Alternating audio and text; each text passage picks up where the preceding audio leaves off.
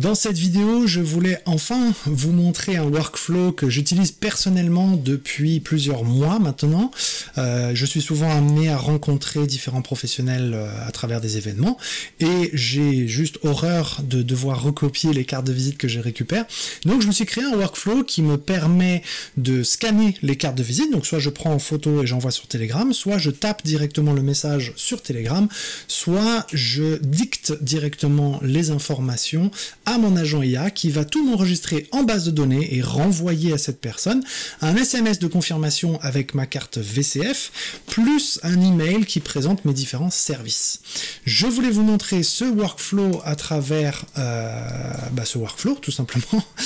Donc au tout début, nous avons le Telegram Trigger qui va récupérer... alors, bien évidemment, ce workflow, vous pouvez le télécharger directement sur Au-delà Plus, parce que c'est un workflow premium.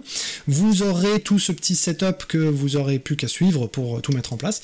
Le Telegram Trigger. Alors, si vous ne savez pas comment mettre en place un trigger Telegram, vous pouvez le faire en regardant la vidéo que je vous mets d'ailleurs maintenant, ici ou ici, je sais plus, je crois que c'est plutôt ici.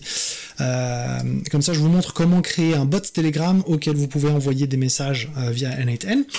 Ensuite, un premier switch qui va juste déterminer si c'est du texte, si c'est de la voix ou si c'est une photo. Alors pour ce faire, il va récupérer le JSON message text que va lui envoyer le Telegram et il va vérifier si le string existe et le string doit être soit le texte existe, soit le string.voice.fileid existe, soit c'est le photo entre crochets 1.fileUniqueID qui existe. En fonction de ce qui existe, j'ai renommé, parce qu'on peut renommer l'output en texte, voix ou photo, histoire que je puisse m'y retrouver un petit peu. Et en fonction, il va suivre 3 étapes forcément différentes. Alors pour vous montrer comment fonctionne la partie texte, donc il va éditer les fields et récupérer tout simplement donc le nom de la personne, la société, l'adresse mail, le numéro de téléphone, toutes les informations qu'il peut récupérer à partir de ce que j'ai mis en texte, et fournir ça à l'agent IA directement qui va traiter les informations, on verra ça dans quelques minutes. En ce qui concerne la voix, donc il va traiter le fichier vocal, enfin le récupérer surtout, ici avec ce nœud. Il ne fait que récupérer, enfin télécharger le fichier vocal, ensuite qu'il fournit à OpenAI où on utilise Whisper pour faire une transcription de ce qui a été dit. Alors c'est limité à 25 mégas, donc alors, ça veut pas dire qu'il faut parler vite quand même, mais ne lui en faites pas tout un roman. Ce qu'il veut savoir c'est surtout le nom, le prénom, la société, l'adresse mail, le numéro de téléphone, les informations principales de contact, le site internet éventuellement, et tout ça. Et par photo, hop là, attendez, j'ai un petit problème de zoom là, et par photo, donc il va télécharger l'image, il va formater le data de l'image et le mettre sur mon FTP pour enregistrer l'image dans un premier temps. Ensuite, il va, s'il a correctement fait cela, il envoie à OpenAI qui va analyser l'image et en extraire les informations écrites. S'il y a une erreur, il envoie à Telegram 2 pour me notifier qu'il y a eu une erreur lors de l'envoi de fichiers. Parce que ça peut arriver. Et si ça se passe bien, il envoie directement à l'agent IA. Je vais vous montrer ces différents cas. Donc voici une carte de visite que je lui envoie directement. Et j'exécute le workflow pour que vous puissiez voir tout de suite à quoi ça ressemble. Par contre, je vais, hop là, dans ce workflow, couper tout cela parce que c'est ce qui envoie un message à la personne et je n'ai pas forcément envie qu'ils reçoivent le message tout de suite parce qu'on n'est pas face à face. Hop, je fais un petit save. Donc j'exécute le workflow et je vais lui envoyer à nouveau cette carte de visite. Je vais copier le média et lui coller. Tac. Comme ça, il récupère la photo. Stop listening. Ah. A few moments later. Donc là, j'ai mis sur mon Telegram Trigger le Telegram carte de visite que j'utilise justement. Maintenant, je vais exécuter le workflow et je vais lui envoyer une carte de visite que j'ai pris en photo, par exemple. Tac. Et donc, il a reçu le message.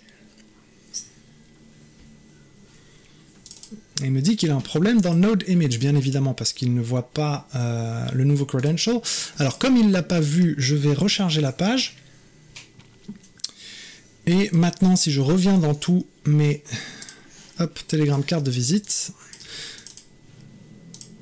Donc vous aurez à faire ça aussi à chaque fois quand vous aurez téléchargé ce workflow de Au-delà l'IA+, vous ouvrez tous les télégrammes, tous les onglets, tous les nœuds, tous les nodes Telegram, et vous changez les credentials à celui que vous voulez pour que tout soit bien compatible. Ensuite, ce que vous aurez à changer, bien évidemment, c'est ces envois ici. Alors, en ce qui concerne ces trois-là, moi je les envoie sur mon site internet qui a ensuite des scripts PHP de traitement de données pour pouvoir les enregistrer en base de données directement. Vous pouvez fournir à votre agent IA tout simplement un Airtable ou un Google Sheets pour qu'il puisse enregistrer toutes ces informations-là en base. C'est juste pour avoir une confirmation de l'enregistrement. Il a trois outils. Le premier, c'est le token CSRF pour qu'il puisse effectivement enregistrer des données dans ma base de données de site internet. Le deuxième, c'est le Search Contact parce qu'il va se connecter à la base de données pour vérifier si le contact n'existe pas déjà et s'il faut le mettre à jour plutôt que d'en créer un nouveau. Et le troisième, c'est un Insert Contact, donc pour insérer un contact, pour créer ou ajouter un nouveau contact dans la base de données. Je vais changer ça éventuellement et vous mettre soit un Airtable, soit un Google Sheets. Quoi qu'il en soit, l'avantage de la communauté sur Skool, c'est que vous pouvez me demander ce que vous voulez et je pourrai intervenir pour vous et vous modifier ce dont vous avez besoin ou vous aider pour le mettre en place. C'est pas un souci. Ce qui se passe avec l'agent IA, c'est qu'il va récupérer toutes ces informations que vous lui aurez transmises et avec un joli prompt, va essayer de déterminer tous ces éléments-là, à savoir le prénom, le nom, le mail, l'entreprise, le poste qu'il occupe dans l'entreprise, le téléphone 1, téléphone 2 éventuellement, et l'URL vers son site internet. Une fois qu'il a récupéré tout ça, il transfère tout directement à la base de données pour enregistrer le contact. Et si vous le téléchargez sur la partie Au-delà l'IA+, vous aurez la possibilité d'avoir le deuxième workflow qui renvoie votre carte VCF directement à votre contact par SMS en utilisant Twilio pour que vous puissiez tout simplement être en rendez-vous, être avec un client, il vous donne sa carte de visite, vous la scannez sur Telegram et à peu près 1 minute plus tard, lui il reçoit un petit texto avec vos coordonnées qu'il peut tout simplement enregistrer dans son téléphone et il recevra aussi un mail par la suite qui présente donc tout le mail que vous aurez configuré, à savoir un mail de présentation de votre entreprise, de vos coordonnées et le fait que vous soyez enchanté de l'avoir rencontré. Vous n'avez rien à faire à part lui rendre sa carte de visite en le remerciant gentiment de vous lui avoir donné et je vous raconte pas le niveau de professionnalisme que cela peut provoquer. Donc voilà, comme je vous disais, ce workflow est téléchargeable directement de la communauté Skool, toute nouvelle Au-delà l'IA plus que vous avez en description. Je vous invite à vous connecter. Alors c'est 43$ par mois pour les 50 premiers d'ailleurs, parce qu'après ça va passer à 80$, ce qui fait à peu près 37€ et 67€ mensuels. Alors il n'y a pas d'engagement, hein, bien évidemment, c'est vous qui voyez. Et vous aurez accès non seulement à tous les workflows que je présente sur cette chaîne passée, mais aussi future. Donc vous aurez accès à tout ça. Qui plus est, je vais faire de temps en temps des lives pour que l'on puisse vraiment créer cette communauté, qu'on puisse tous discuter ensemble, que je puisse vous aider, que vous puissiez vous entraider. Et bien évidemment, donc il y aura les workflows qui seront free, les workflows qui seront premium, et prochainement, potentiellement, des workflows pro qui ne seront pas diffusés sur cette chaîne YouTube, mais des workflows qui vous permettent de travailler de manière professionnelle et même de revendre des workflows parce qu'ils seront un petit peu plus étoffés.